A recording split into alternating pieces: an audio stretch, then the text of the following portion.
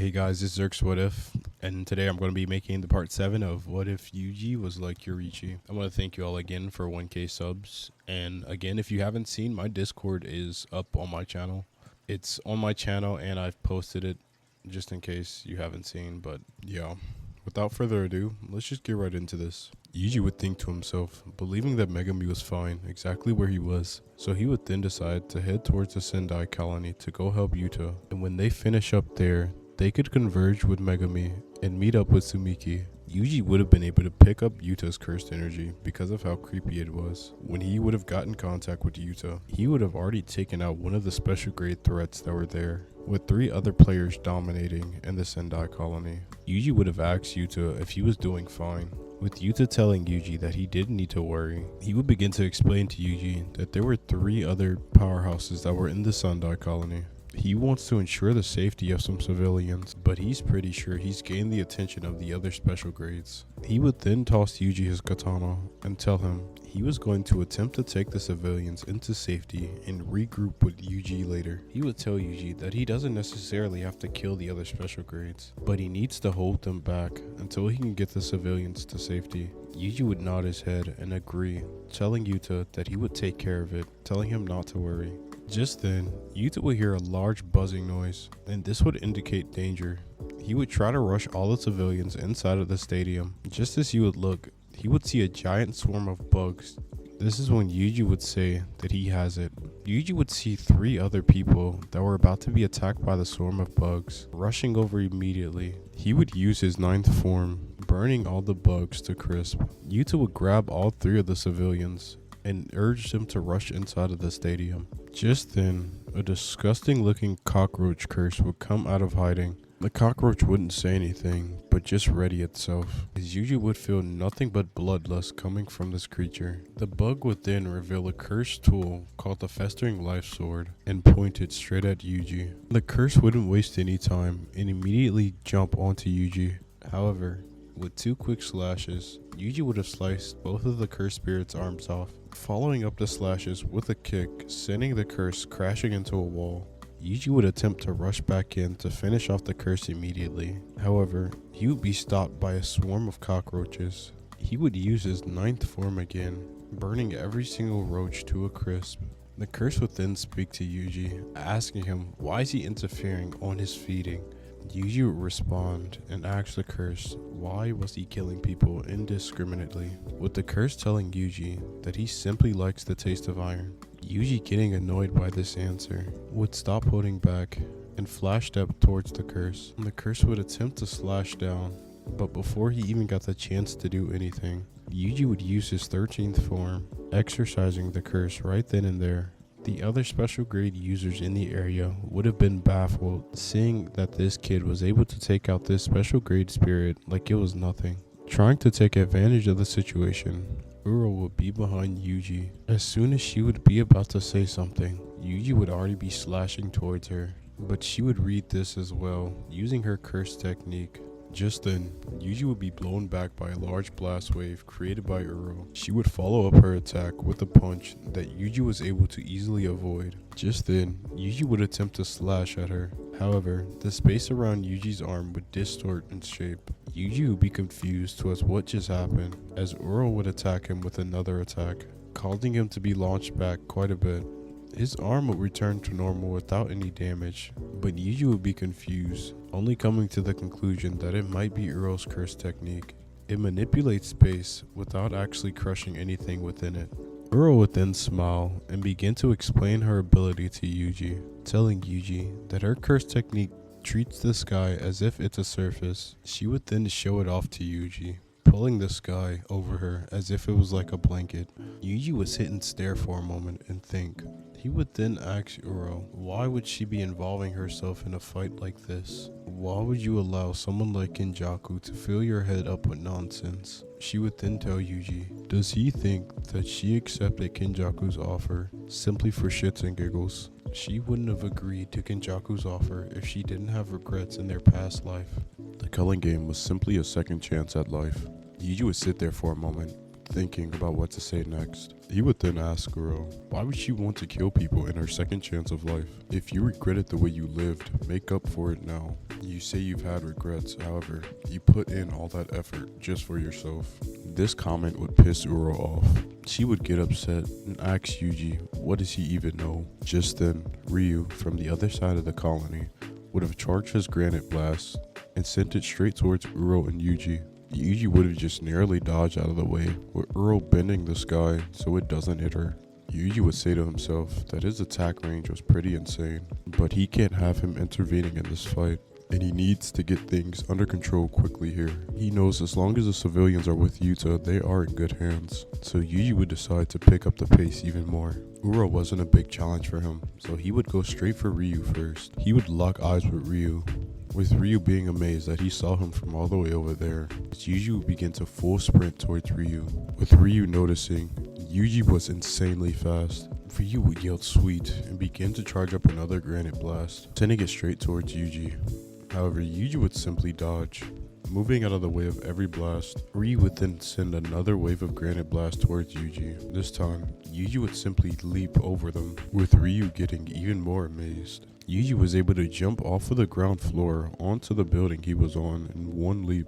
Ryu would laugh, and Yuji would begin to engage combat with Ryu asking Yuji, would he be able to fill his stomach up?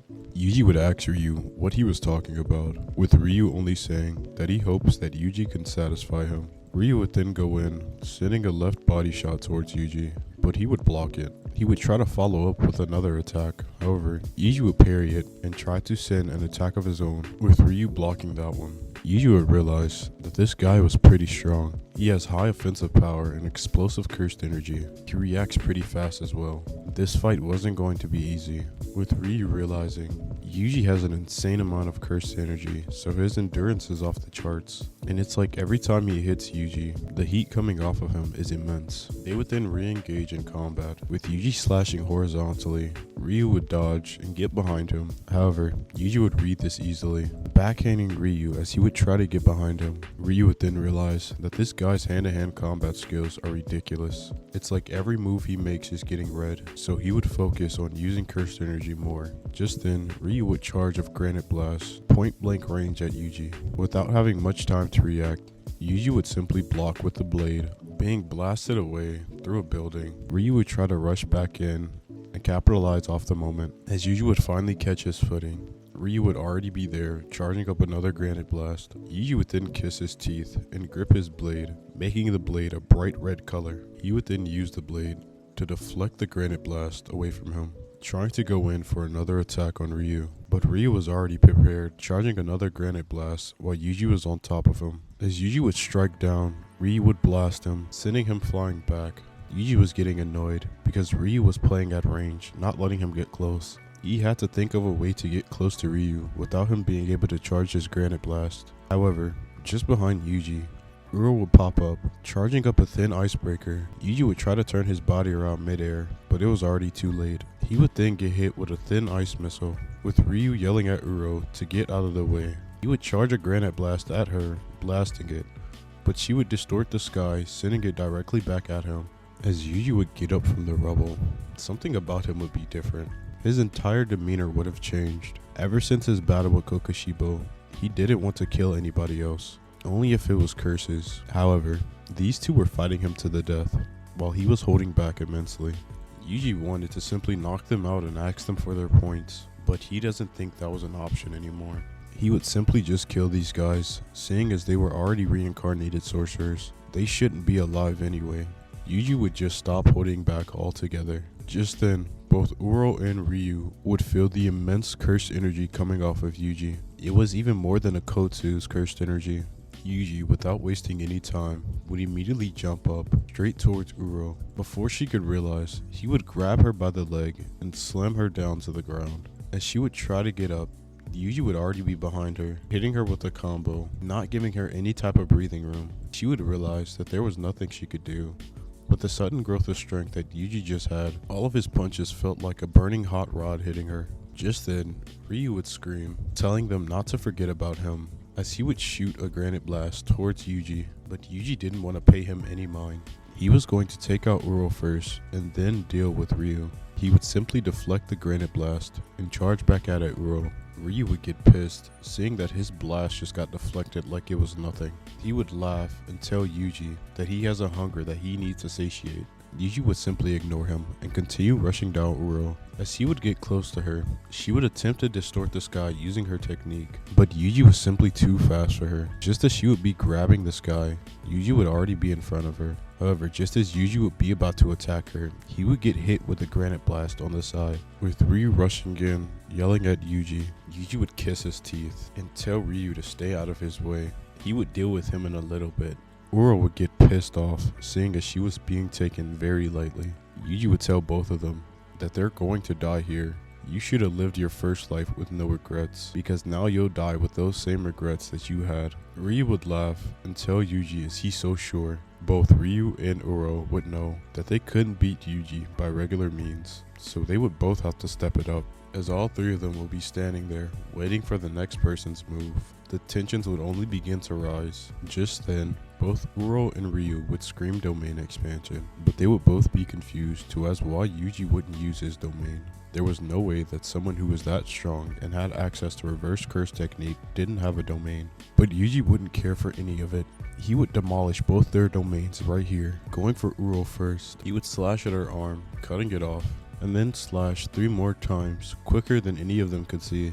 Those 3 slashes would cut deep into Uro's torso, causing her domain to collapse, with Ryu's domain taking advantage over hers. Ryu would think that it was his victory. However, Yuji wasn't done. Inside of Ryu's own domain, he would begin to get comboed, beat up to the point where he couldn't do anything even inside his own domain. As Yuji was seemingly in the zone, he would continue to beat on Ryu, finishing off his combo with a black flash, making both barriers collapse in under 5 seconds. As the domains would break, the bug curse spirit that Yuji had thought he defeated earlier would come back, attempting to lunge back at him, screaming that it loves the taste of iron. With Uro and Ryu focusing on Yuji, saying that they weren't going to give up yet, Yuji would simply say, "No, we're done here." Yuji would then say, "Domain expansion, Solar Cathedral." As all 3 of them would get engulfed inside of Yuji's domain, they would all look shocked, as the area they would be in would look like it was nothing but a clear sky, with the sun shining bright from above.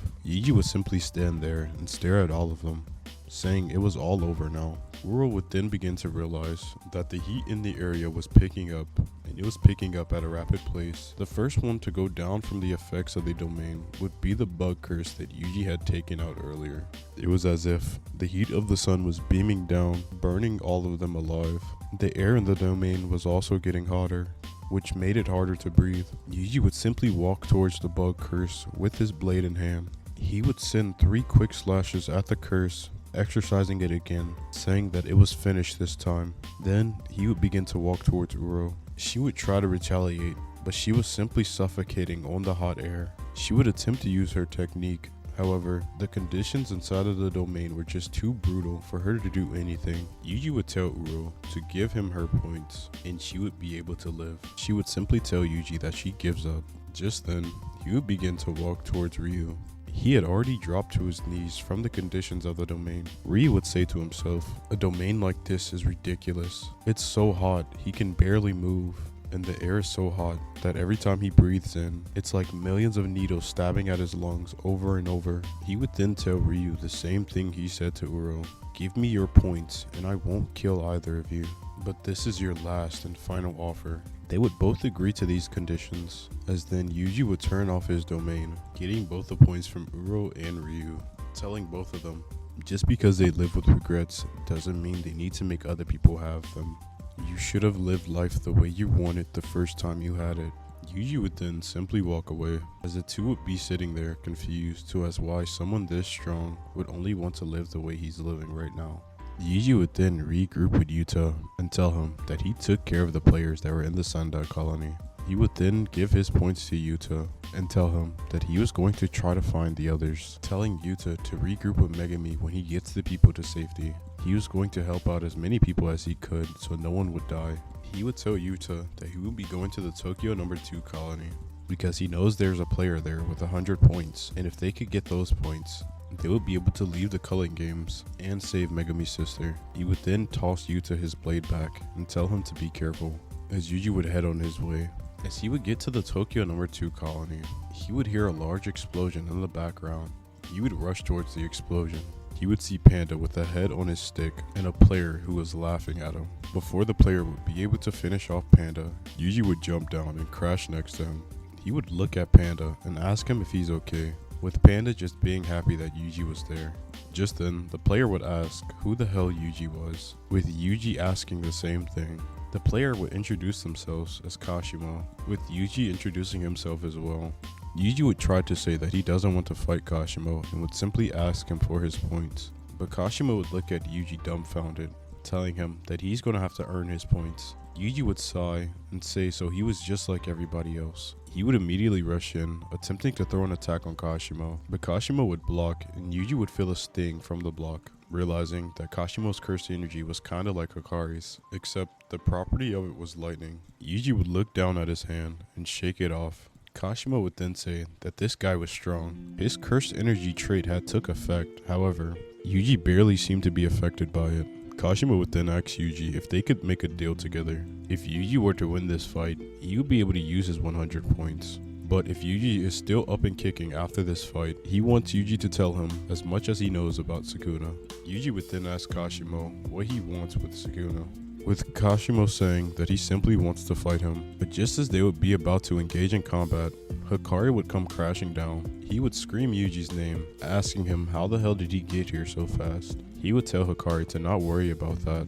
Kashimo would be getting annoyed because Hikari had interrupted their fight. Kashimo would have accumulated enough electricity and sent it flying at Hikari for interrupting their fight. As it would get close to Hikari, it would then blast his arm off. He would then try to hurry up and finish Hikari so he could continue fighting Yuji. However, Hikari would then kick Kashimo in the face, sending him flying back. Kashimo would have been confused at how Hikari could counter so fast. Just as he would look up again, Hikari would be right in front of him with the arm that he had blown off, regrown. He would punch Kashimo in the face, sending him back a little more. Kashimo would then realize that Hikari had some weird music flowing around him. The music was ending, and the flow of the cursed energy was slowing down at the same time. Yuji would ask Hikari if he needed help here, with Hikari telling him not to worry. He's got everything settled over here. He would tell Yuji to simply take Panda and go regroup with Megumi. Kashimo would get absolutely livid, seeing that he wanted to fight Yuji. Yuji seemed way stronger than this guy, so why was he being a coward and running away? He would then say Yuji wasn't going anywhere, and they would both fight him right here, right now. Yuji would get annoyed, seeing as he really didn't want to fight Kashimo. However, Kashimo wasn't taking no for an answer. He would immediately rush at Yuji, engaging in hand-to-hand combat. However, from the moment he would engage, he would realize he was severely outclassed. Not only was Yuji countering every attack that he was throwing at him, no matter how fast Kashimo thought he was, Yuji was simply faster. As Kashimo would begin to back up, he would smile as his electrical discharge would be ready. It didn't matter how strong Yuji was, if this were to hit him, it would do significant damage to him. He would lock it onto Yuji and shoot it. Yuji would see the charge coming towards him. He would attempt to simply dodge out of the way, but he would notice that it was following him. Realizing that he couldn't get away from it, he would decide to take it head on. Seeing that it blasted Hikari's hand off, he would reinforce his arms with as much cursed energy as he could. He would block the lightning bolt with his arm. However, his arm would have essentially fallen numb due to the property of the cursed energy. But seeing as Kashimo wasn't able to immediately discharge another electricity bolt, he would realize that Kashimo had to charge his electricity before he could discharge it again. Hikari would then scream, "Don't ignore me," while rushing in at Kashimo. He would tell Yuji that he needed to go regroup with Megumi so he can give him his points. Yuji would reluctantly agree with Hikari and tell him not to die. He would then grab Panda and begin to find his way to where Megumi was. As a little time would pass, Yuji would have found Megumi with the girl named Angel. Megumi would have been sleeping. He would ask Angel if Megumi was okay, and she would tell Yuji that he was perfectly fine. He had only exhausted himself a bit. Just then, a man would come through the door greeting Yuji, this being Takaba. Just then, Megumi would have woken up. Angel would have turned around and asked Megumi, did he sleep well? With Megumi asking how long was he asleep, Angel would have told him for quite some time he had exhausted himself pretty badly. Yuji would apologize to Megumi for not being there. Yuji wanted to make sure that they would have been able to gather more points so they could save his sister. Megumi would have told Yuji it was alright and he didn't need to worry. Just then, Yuji would have showed Megumi that he has over 200 points, and as they would look at the other players, they would see that Hikari had gotten 100 points as well. He would reassure Megumi, telling him that they had reached their quota and that they can save his sister. Megumi would take a sigh of relief. They would then begin to plan on what they want to do next. They would need to make a rule in order for them to be able to exit the culling game, but they would still worry because they didn't know how many points they might need to exit the culling game. Megumi would then ask permission to use Hana and Takaba's points just in case they didn't have enough, or Hana and Takaba would say that they were fine with Megumi using his points. Megumi would then tell Hana that they had been looking for someone who goes by the name of Angel. They were supposed to be in Tokyo numbered colony 2. He would ask Hana if she was the Angel and why a rival player would help him. This is when a mouth would grow on Hana's cheek, surprising Megumi and Yuji, with Yuji thinking to himself that this girl was exactly like him. Angel would then tell the group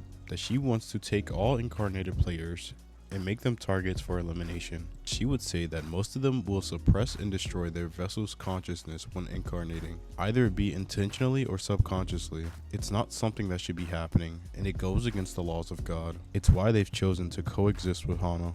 Megumi would ask Angel if their curse technique could return an incarnate player back to what they were before the incarnation. Angel would tell him that they couldn't say for sure, but 99% of the time, they would die. Since the incarnation is the fusion of a cursed object and living flesh, naturally separating either one from the other would be difficult. She would then ask Megumi, did he want her to return someone to the original state, while apologizing, saying that they didn't think they could help with that. Megumi would then tell her no, what they need Angel to break was a special grade cursed object prison realm, with Angel telling Megumi if it's only a seal on cursed objects then it would be fine. However, they want both Yuji and Megumi to help them with one thing, and then they'll break the seal on the prison realm. Megumi would ask what it is they want, with Angel saying there's just one thing that they want.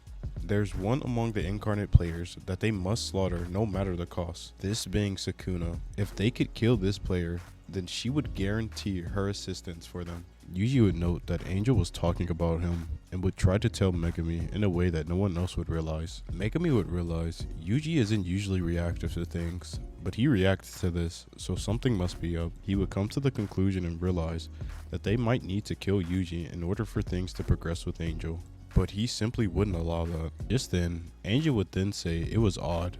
There was an astonishing number of people that were entering the colony right now. Megumi would question Angel, asking if she could sense that, but Angel would say it wasn't her, it was Kagane. She would then tell Kagane to show her the number of players that were added in the last 10 minutes, as the number was already at 800 and rapidly rising. Angel would then tell the group that she suspects that Kenjaku's goal is a mass slaughter of non-sorcerers by cursed spirits, saying that it might be a failsafe in case the Culling Game players don't produce enough cursed energy. With Megumi asking, but why would 1,000 normal people come flooding into the colony? As the group would finally be on the move to try to find Sumiki, a flash grenade would come out of nowhere. Yuji would be the first to see it and kick it out of the way, letting it explode while covering his face. The group would then turn around and see a bunch of military combatants. Megumi would wonder why the non-sorcerers who entered the colony were military. He wanted to believe that they would protect the people in the colony, however, they had just threw a stun grenade at them. Just then, the military group would begin to open fire on the group, with Megumi realizing that he'll just have to ask them directly.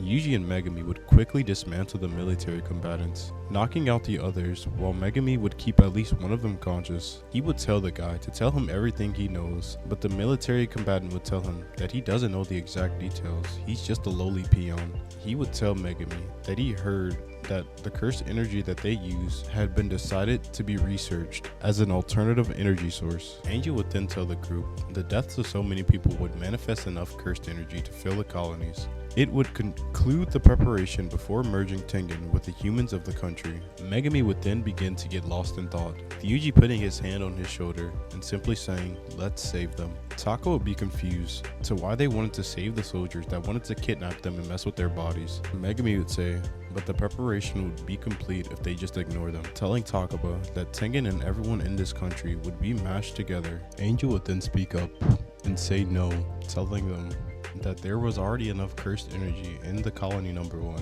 and over 50 sorcerers had died in colony 1 and 2 from combat alone.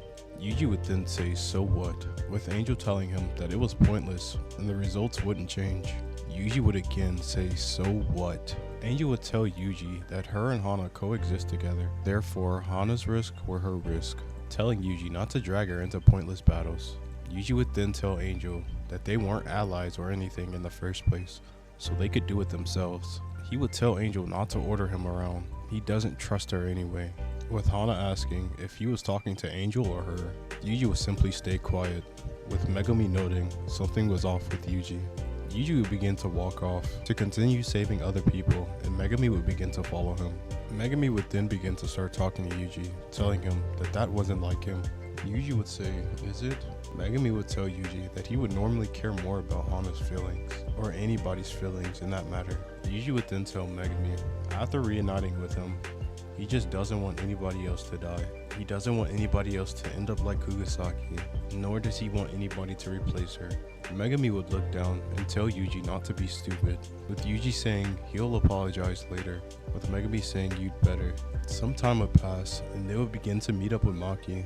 Maki would then begin to tell them that Chosto had told her that Kenjaku had captured Tengen. She would then tell them that they probably wouldn't be able to defeat Kenjaku through conventional means, and that the only good thing to come out of it was that the back of the prison room was still safe.